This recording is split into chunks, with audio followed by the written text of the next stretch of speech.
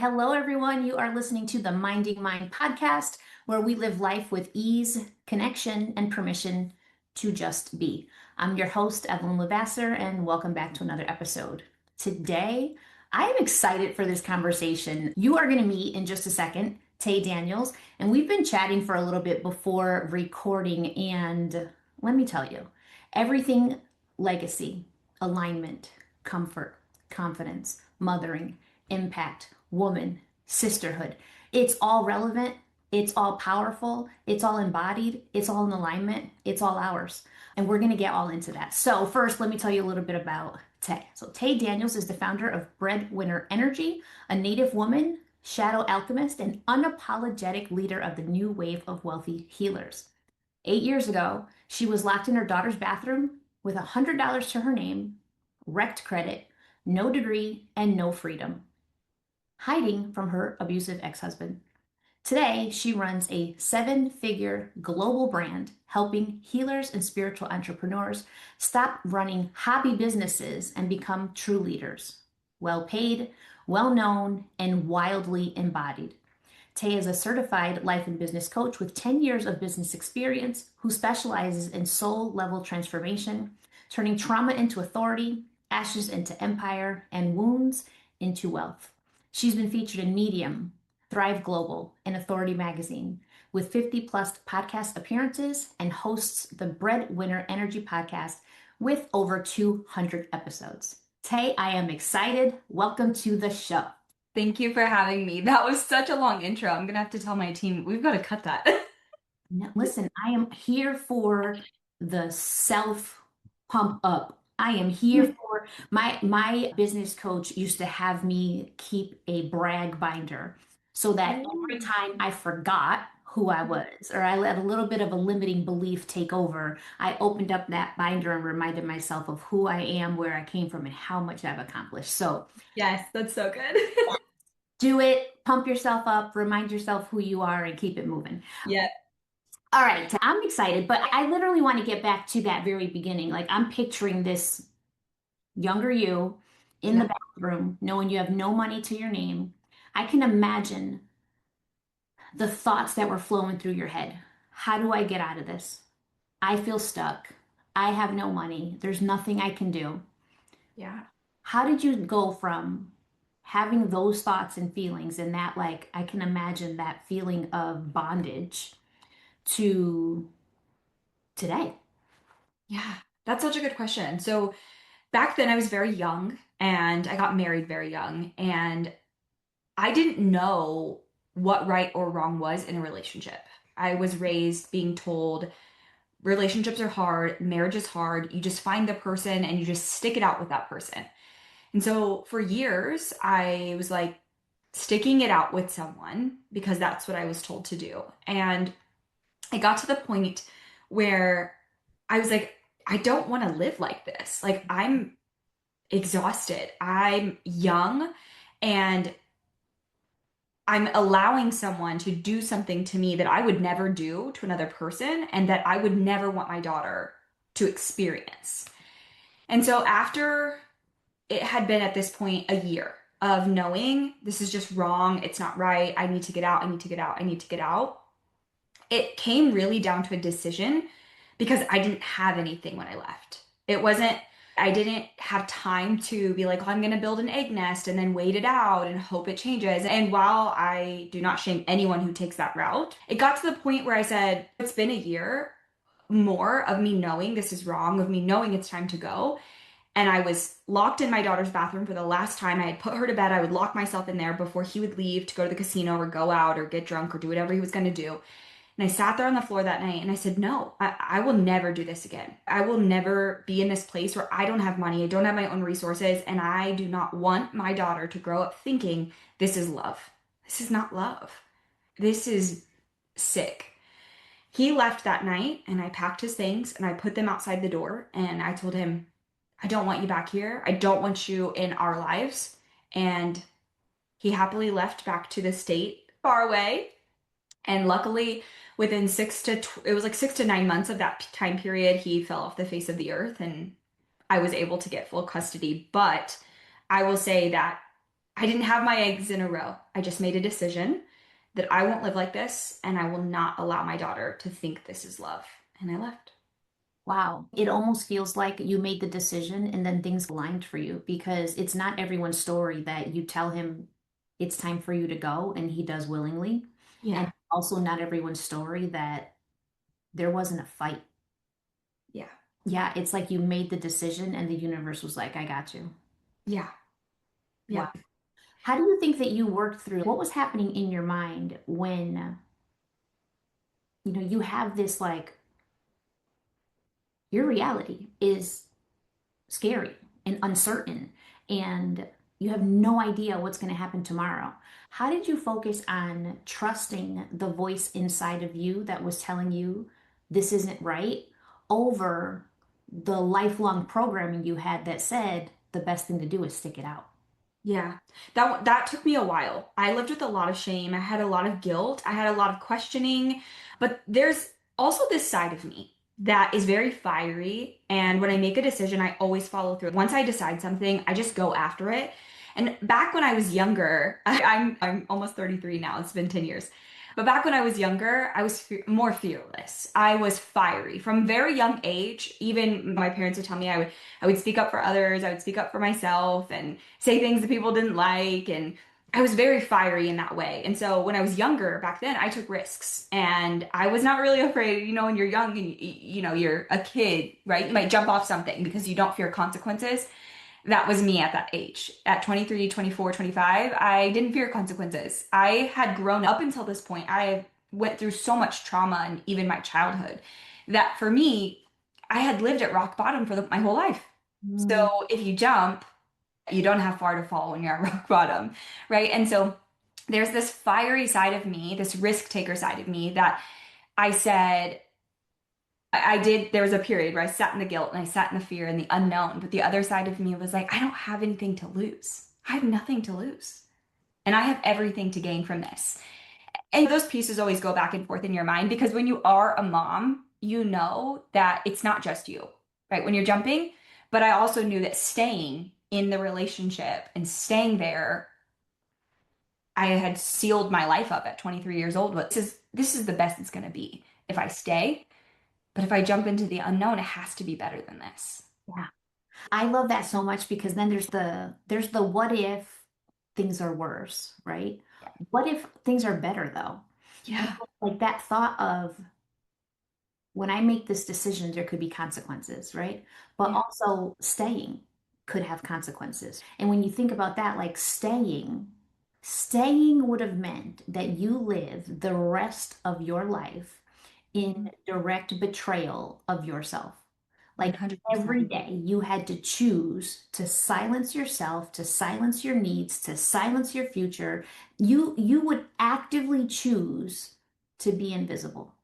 Yeah. Yeah, exactly. And at that point, too, he had told me that your little business will never be successful. So there was a lot on the line of my heart knew that there was something bigger for me. And I thought that from a very young age. I grew up with my single mom in a trailer. And from a young age, I was like, I'm going to be rich and famous. And I would dance around the neighborhood and tell everyone. And they're probably thinking, this girl in the trailer down the road thinks she's going to be rich and famous. And so I allowed that fire within me to be like, there's something bigger in the world for me and to be with someone where they're taking your life force from you while also telling you and feeding you that you will not be successful. I knew that I could not create from that space. Like I had to remove myself from that environment. And so that overrode every single fear in that moment. There's been fear along the way, but I think it's the balance of this is scary and unknown and comes with a lot of risk. And also, like I said, staying I know what that path looks like. Yeah. I've got to go. When I hear you speak, I think this is what I'm loving so far. When I hear you speak, I don't hear anger toward him. I hear ownership of your choices, and that is so much more powerful than living mad at what he couldn't see or what he couldn't give you or what he couldn't provide because Yeah. your path wasn't about him. No. I was mad. I was mad for a while because of my daughter. Because I was like, she deserves to have a dad. I didn't grow up with a dad. My dad killed himself when I was 13. I didn't have that.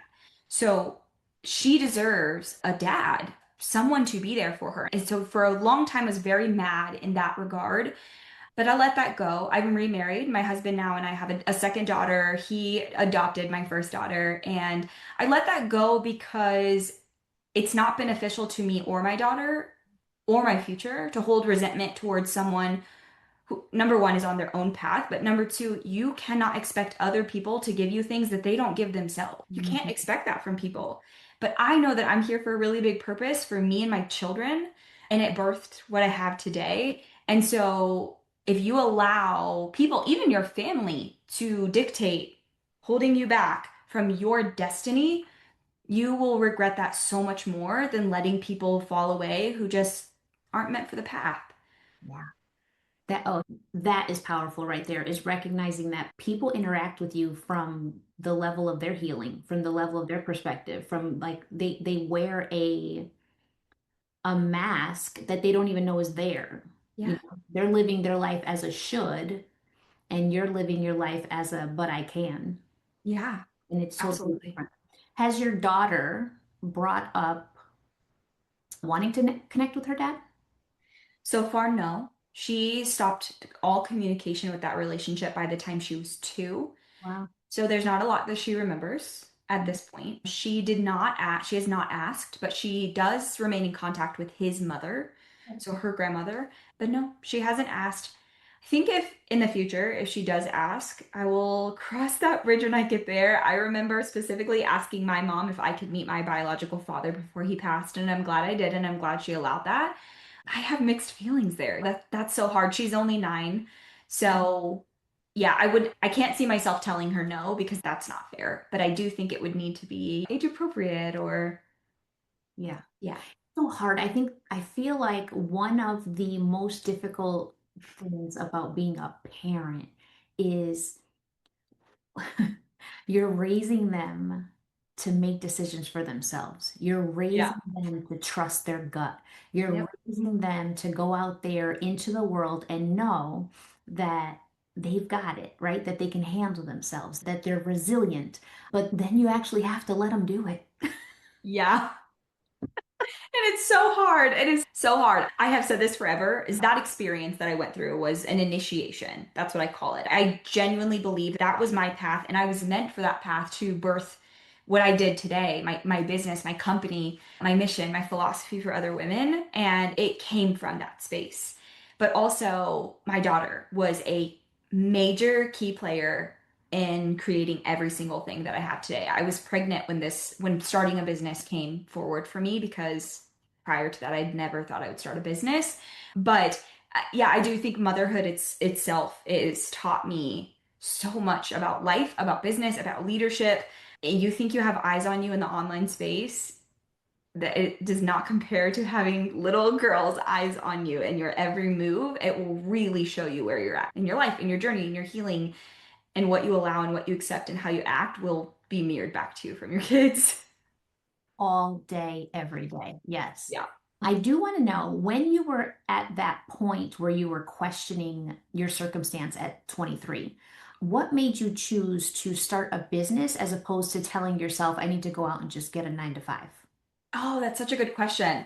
Yeah, this is a great question because remember that piece about being a risk taker. Everyone was like, why would you at 7 months pregnant quit your 9 to 5 to start a business with no degree, no money, nothing? And I came from a single mom, so I didn't come from money. That was the biggest risk I've ever taken in my entire life, and it has 100% paid off. But the reason that I did that was because number one, I wanted to be at home with my daughter. I was like, I want to work from home and be at home because I don't want to put her in childcare. I can't even afford childcare, but I don't want to do that.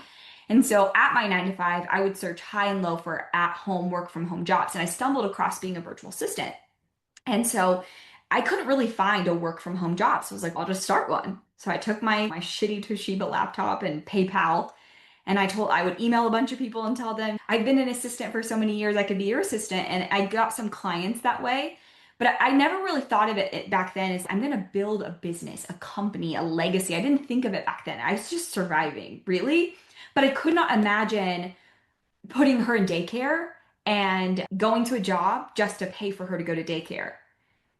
And so that was really how it started. And then I got into it and got into it and got into it. And I was like, whoa, I'm really good at this. I really like this. And that just manifested into an agency, a six-figure agency. I sold that company and it's manifested into a second company. And looking back on 10 years, and I'm like, I don't even know how I just did that. Yeah.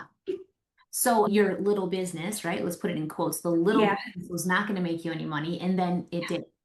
How did that morph into what it is today? And what is the company today? Can you talk Yeah. about that? Great question. So yeah, after that, 2018, we get divorced. I decide to take my virtual assistant business and be an agency and help wedding professionals. And so from 2016 to 2020, I was a virtual assistant and an agency owner, and I had grown it to a six-figure agency by this point. And then COVID hit and wrecked the wedding industry. And at that point, I was like, I've been in business now 4+ years, almost 5 years. I'm not only running a business and a company for that long and making six figures, but I'm also consulting in this company. And people are asking me all the time, can I coach them? Can I show them how I've done this, how I've done this, how I've done this?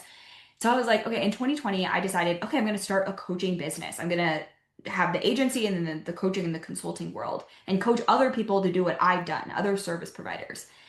And in 2021, I sat in my first ever group coaching program. It's $10,000. And I thought I was going to choke to death and die on that investment. Looking back now, I'm like, that's crazy.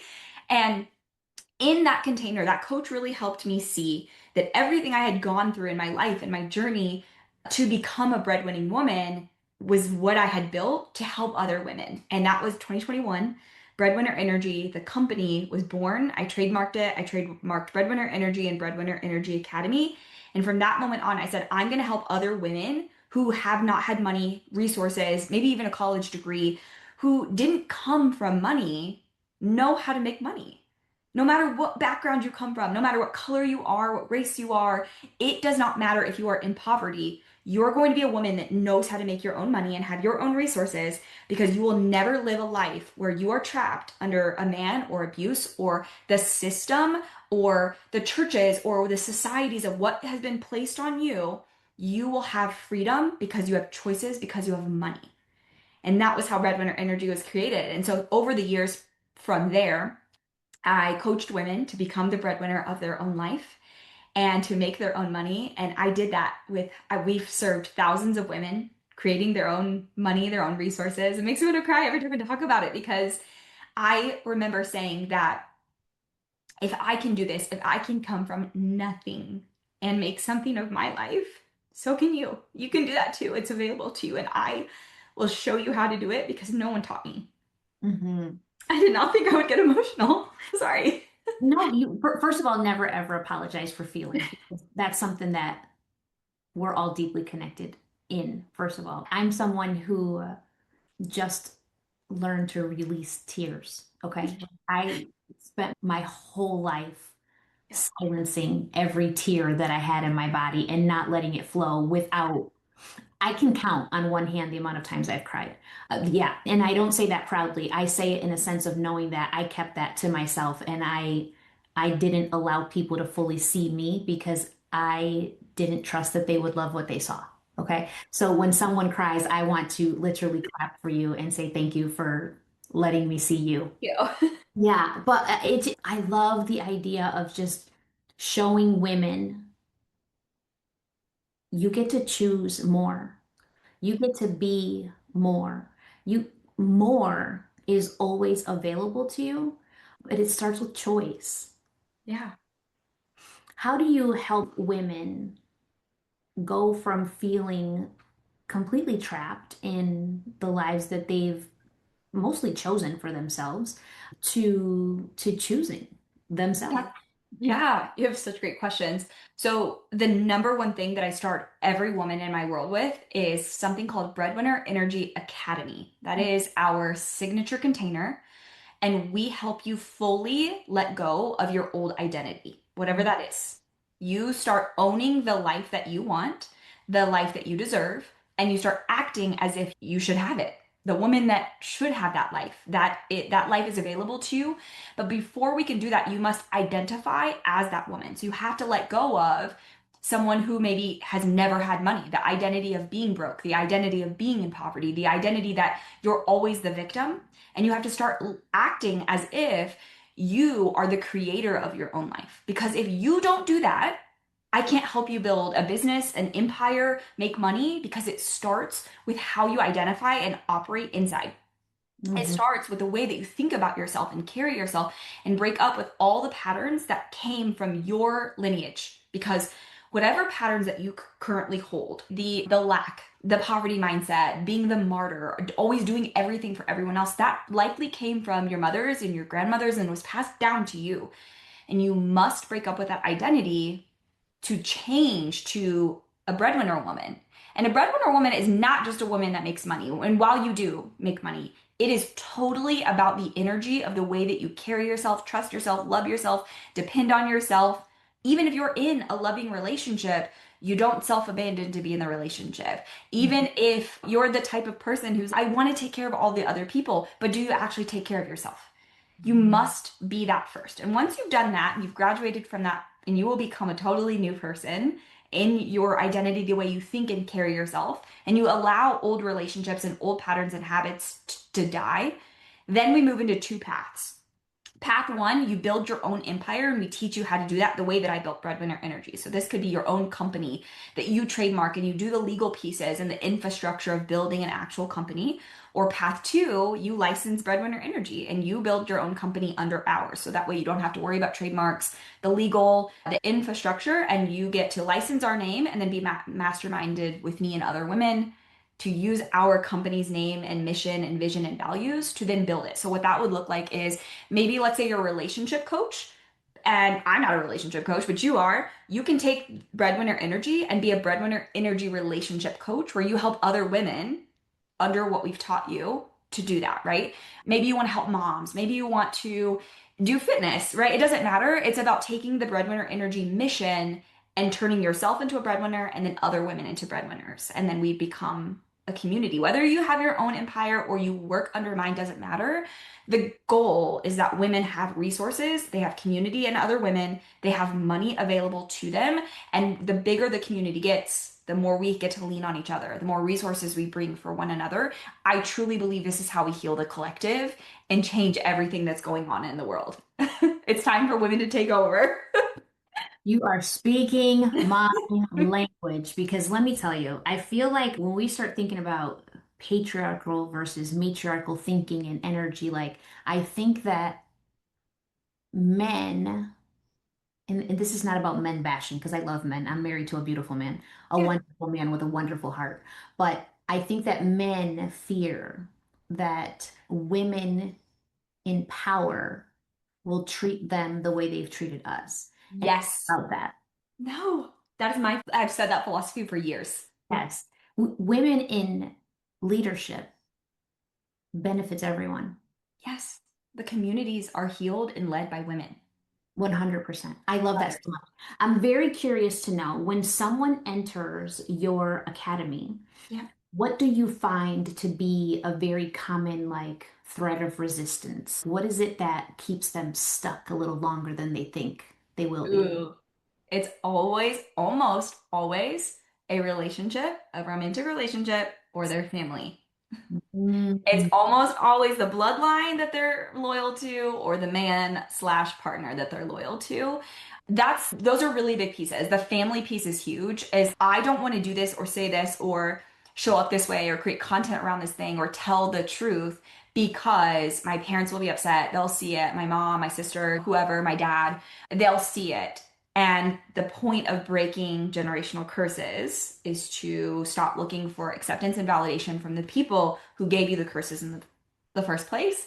And even though that hurts and that is very scary because we don't, as children, right, our inner child doesn't want to be abandoned by our parents. And we're actively choosing, I'm going to do and say things that could get me abandoned by people who place those things on me. And it's not, don't ever have relationships with your family, maybe not.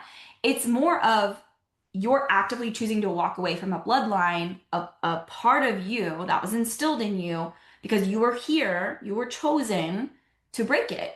And when we do that, not everyone's going to agree because they weren't able to break it. So sometimes they're going to see the potential in you that they didn't have, the pieces of you that are strong that they didn't have, right? Now, it could, sometimes it's a romantic partner. They don't believe in the woman. They don't think the woman should be the breadwinner. They have to ask permission. That whole thing holds women back. But usually, once they've walked through that door, they have that inner knowing of, I know I want to do this. I'm just scared and I need someone to lean on while I do it. And that's what we're there for. So, those are really big pieces I see holding them back. The third is just safety and comfort because your nervous system is, no, let's do what's safe. Let's do what we've always done. Let's do comfort. And you quickly learn in my world that you have to break up with it immediately. So phase one is literally called death, death of who you used to be and all the people, places, and things that can't come with you. And that part is, it's hard, but it's worth it. Yeah. Yeah, I feel like anything that leads you to liberation does not come easy. No. And I think too with the family stuff, there's a piece of me that for a long time would like, I guess kind of water down my message and mute what I'm saying. And today I just recognize there's just duality in Yeah. everything that we encounter. My family loves me. Yeah. My family did the best that they could Yes. with what they had.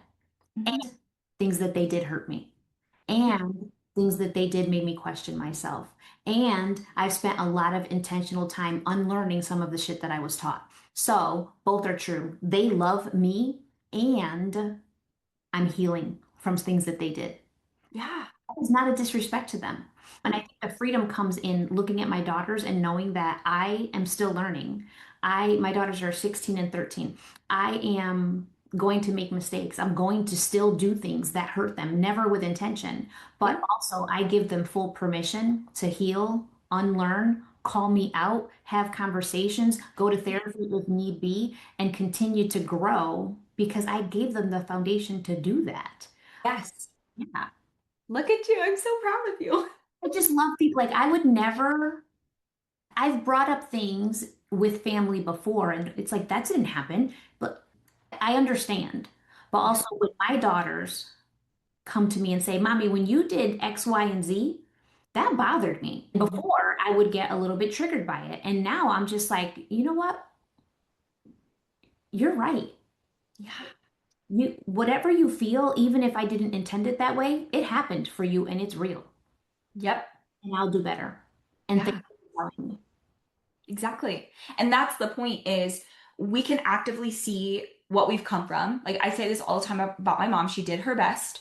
Also, if I carry on that pattern, it affects me, it affects my children, it affects their children, right? So I have to actively say, these were the things that I don't want to carry on, right? So a big piece of that with the women who came before me was smoking cigarettes and drinking alcohol. And no shame, but that's not something that I don't want to spend my life suppressed in that way or show my daughters the only way to get through life is through alcohol and smoking and suppression. And I want to show them health, wellness, taking care of yourself mentally, physically, emotionally. So every single thing that we carry on because that was just the way we were raised or that's what we were taught. Who said? Who said you have to carry that? Right? And if the people who came before you truly love you, yes, it will sting and hurt to hear the truth. And also, if they want what's best for you and your kids and their grandkids, they will be happy that you're doing the work that they couldn't. You're doing it, right? So, yeah, those breakups are the hardest ones. Yeah. And I think it's so funny because I think that our fear is way bigger than the reality of how things turn out. Like we think Yeah. it's going to be this big, just wild breakup, blowout. And Yeah. it's just like, it is you just having this very quiet awareness, this Yeah. very quiet connection with who you are, this Yeah. very quiet realization that you get to love them at the level that they're in. Yeah. You don't have to share all the parts of you that they can't connect with. Like, not every person in your life is meant to nurture every part of you. Exactly. My husband, I love that man. He's my favorite human, but I can't sit and talk to him about work and systems. And Yeah. what are you talking about? That man loves me and he can't help me with that. Yeah. I don't go to him for that. So I Exactly. think like that's something that I learned. I'm very curious to know, what do you feel has been the biggest thing that you learned about you Mm. from the decisions that you made then to how you see yourself today? Ooh, that's so good.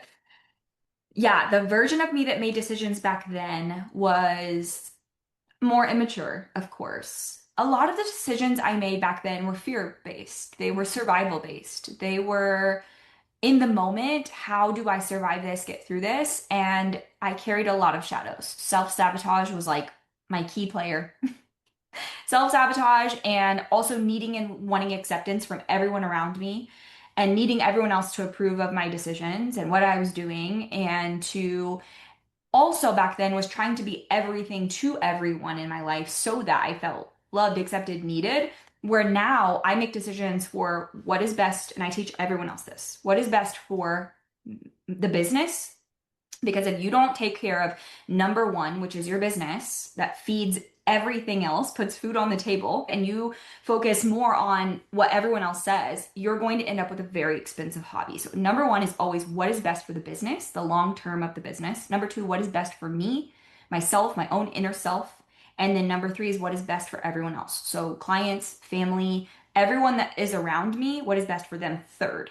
After what is best for the business, what is best for me, making decisions from that lens. And when you make decisions from that lens, you're careful about your leadership decisions, you will find that you don't always do what's best for everyone around you. Not everyone understands the decisions you're making, but you're following your own inner compass of what you're here and meant to do to build the bigger business because that will feed everything else. So I make decisions now from a more level-headed place, but also knowing that my decisions now feed my bigger mission. They're not fear and survival based. They are risky because they're long term, but also a lot more people don't like the decisions I make now. They don't understand them, but that's all right. They don't have to understand. A lot of maturities happened over the last 10 years in that way. How do you feel like you learned, or maybe you always did, how do you feel like you learned to listen to that gut instinct? And I find that a lot of like my clients, I find a lot of them will say to me, like, I don't know what that means to trust myself. I don't know what that means to follow my gut. And I literally will help break down sometimes that your body is talking to you way before your mind ever catches up. Once you get to the point where your thoughts are like, I shouldn't do this, your body already had the answer. So, there's that learning to reconnect. Do you find that as well? Yeah. So that's actually one of the main reasons I don't drink alcohol or do any substances for any way because of the spiritual connection to my own body. I also went through a 6 year healing journey of mystery chronic pain that no doctor could understand. And to this day, has been told by many doctors it's emotional suppression. So, what I learned through that healing journey was being able to reconnect and listen to my body and what it needs and not suppress or be outside of my body or self abandon. And so that was something I totally had to learn. But I learned that through shadow work, which is why I teach identity and shadow work today, because the more you outsource that inner knowing to other people, the you in the moment you feel like, oh, this is making me feel better, it's giving me comfort. And then down the road you realize I listened and trusted everyone else in hopes that they would treat me the way I want them to treat me or the way that I treat others, and then no one does. And if you aren't there for you or love you and do the things for you that you want others to do, you're going to spend your whole life wanting and yearning other people to love you and care for you and take care of you, and you will never have it ever because that's first and foremost not someone else's job, but no one's capable of doing that. So I, in my mid to late 20s, stopped drinking alcohol totally and totally started to realign with my own body, listen to my body, sit in discomfort. I did 12 hours of hypnosis to heal trauma. I've been in therapy for years to learn reconnection to self and not self abandon, and then tons of shadow work. It is a learning journey. I think of life as like levels, seasons, and phases, right? You're going to go through so many as a woman. And some seasons you're in major, massive healing, and some seasons you're better at things, and some seasons you're internal versus external. And you have to allow yourself to go through these seasons of today, I'm better than who I was yesterday, a week ago, a month ago, a year ago. And I'm always still learning how to be better on this journey.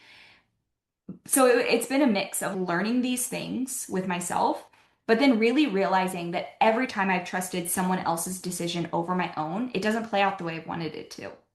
Mm. Doesn't feel good.